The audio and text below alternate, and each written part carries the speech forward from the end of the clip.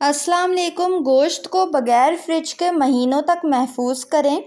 पुराने ज़माने में लोग फ्रिज के बग़ैर गोश्त को इस तरह महफूज रखते थे कि गोश्त के पार्चों यानी पसंदों को अच्छी तरह धोकर एक प्याली में रखें और इसमें थोड़ा सा नमक डालकर मिक्स कर लें, क्योंकि नमक प्रिजर्वेटिव का काम भी करता है। थोड़ी सी हल्दी और तेल शामिल करें। इसको अच्छी तरह से मिक्स करके एक एक गोश्त के पार्चे को धूप में रस्सी पर लटका दें और जब ये अच्छी तरह से सूख जाए यानी कि सख्त हो जाए तो इसको एयर टाइट डब्बों में डालकर बंद करके रख दें। पकाते वक्त इस्तेमाल करें, ये नरम वापस से हो जाएंगे और ख़राब बिल्कुल भी नहीं होंगे।